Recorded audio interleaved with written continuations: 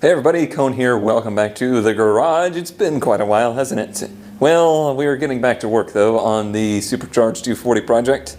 Today we're going to continue on basically right where we left off, because basically this is the continuation of me getting back to work on it. Been really busy with a bunch of stuff lately, and unfortunately just haven't had a whole lot of time to put into it. And we do have some new things to check out, and we will do that a bit later. But where we left off was at installing the Supercharger pulley bracket, which is noisily this guy here.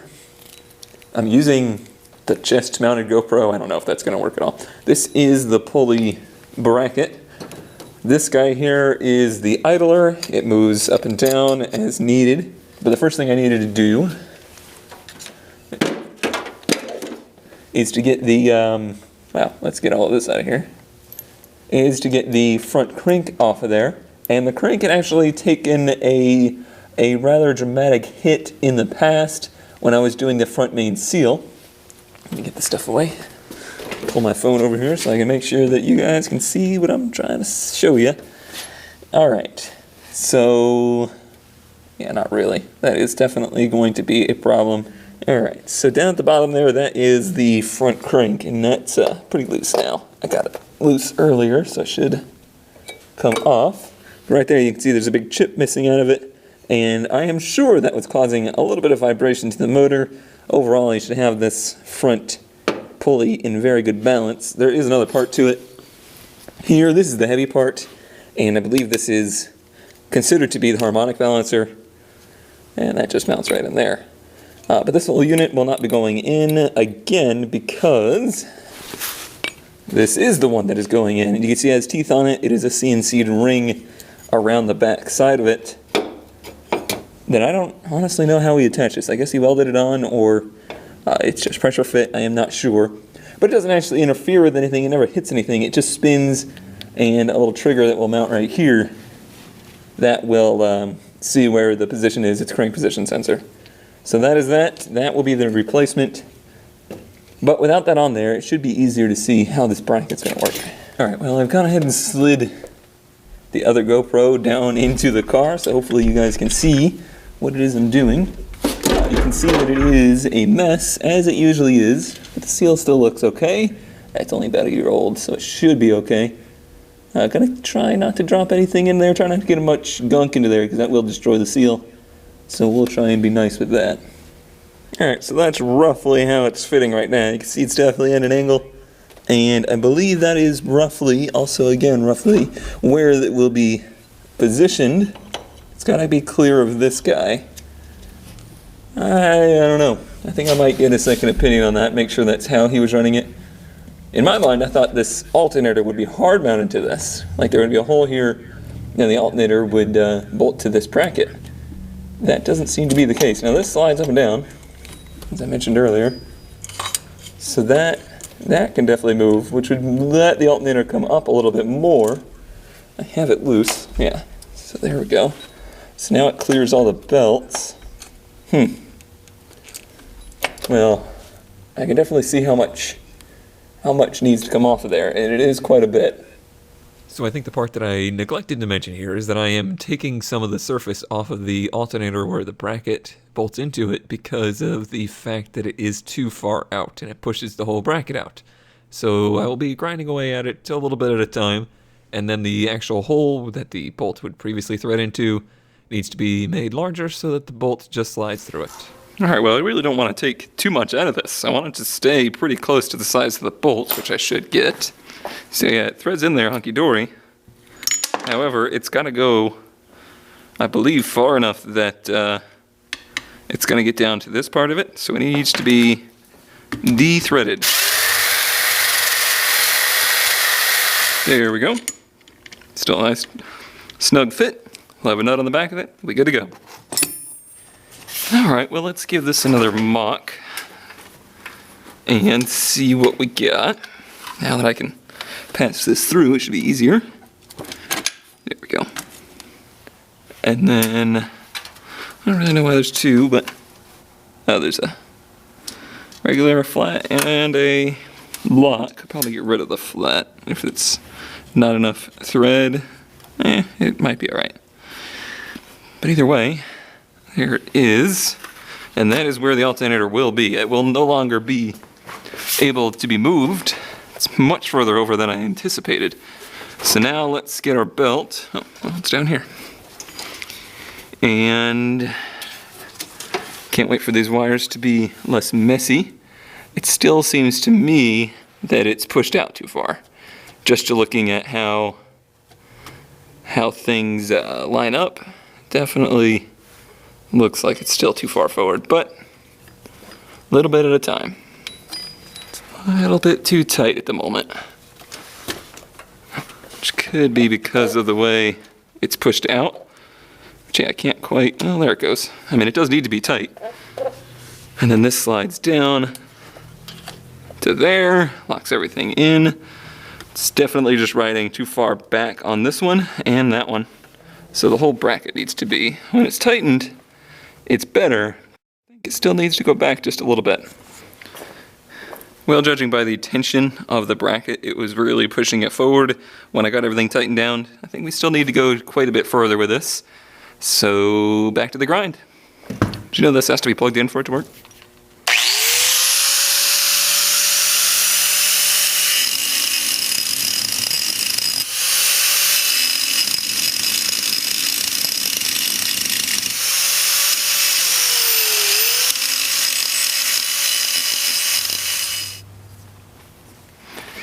Alright, now we're talking. Everything looks much better. Still got a little bit of that canter right here where it looks like it's not quite straight, but it looks very similar to how he had it set up. So I think until we actually do our first start and whatnot, that's going to be all I really mess with that. And then as we get it running, I guess we'll adjust it as needed. Cool. Alrighty, well now that we have the belt mounted up, I think it's time to move on to the next element.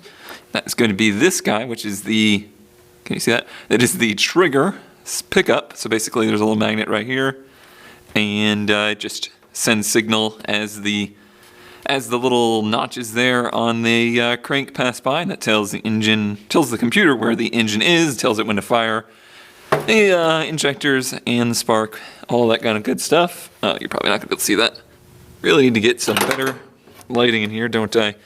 But yeah, that'll just go right there. As you can see, it's quite magnetic. It's wanting to pull towards it. But it will be mounted into those two and should work just fine. Today's discovery is that these bolts that would hold this on there need to be just a little bit longer. So I'll have to make a trip to a hardware store to get some longer ones of those. Luckily, I unfortunately know the place. The other thing I wanted to try and get mounted up is this. This is a coil pack. This is what will be replacing the distributor, or half of it. The igniter is separate from this, but it was mounted roughly here on his car, you know, up on this thing and then down on this, except his car had a smaller brake booster, so it fit fine. In my case, it will not, so I'm going to have to do a little bit of customization here. And I will think that this is a fine spot at the angle. I just need to make a little extension for this.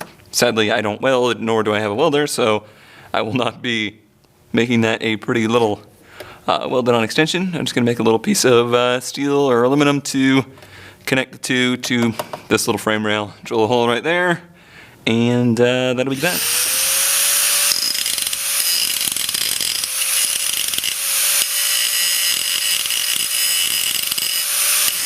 Well, now that about ought to do it. Just tighten that down, get a couple bolts for right there, and I think this will be a happy home for it. I am going to try and bend this way so it's at least flat to there, and find a nut for that, and I think this little piece of the puzzle will be done.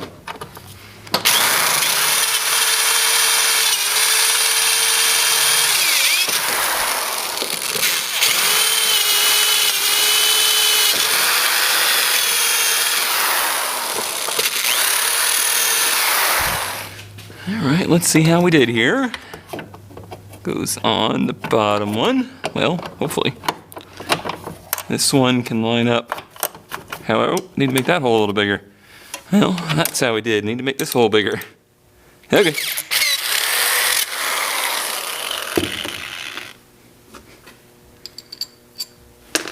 Alright, well I think I got it all mounted up. Threw a nice coat of rust inhibiting paint on there, and we are probably done with mounting this guy. Well, everything's just kind of temporarily mounted at this point, because everything's got to have a little wiggle room in it yet. Alright, well that's good for now. But that means that we could, in theory, just hook up these plug wires. Alright, well that is that. Just gotta find another 3 of these bolts for this guy to mount it down. Find the other bolt for that guy, or find the longer ones. And those 2 things will be done. Some kind of mundane things today, but stuff that I definitely needed to get done. I think that's all that we're going to get done progress-wise today, but I do want to look at one more thing. Oh yeah, I do have to see if this probably will need a longer one. Let's see. Will you slide down there? No, yeah. I think it's actually this that's stopping it, though. I don't know how the heck. Leaf, get out of here. That is actually attached. Well, looks like maybe I could just move this down to here and it would be fine because I got lots of slack in here. Well, let me do that.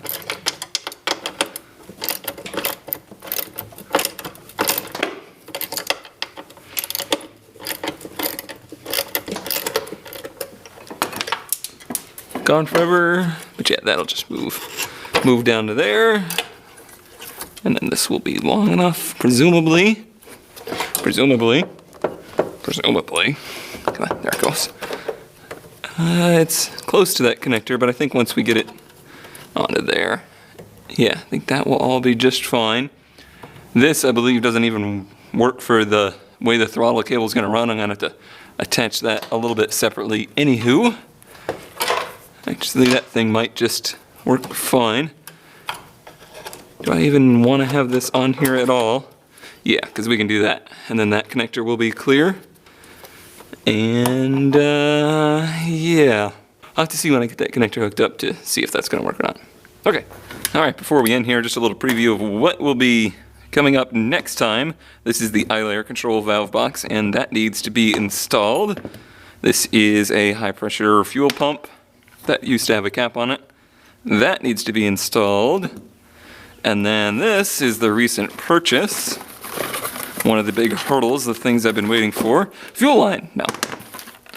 Aeromotive fuel pressure regulator. Very nice unit. Got this whole kit from Injuku.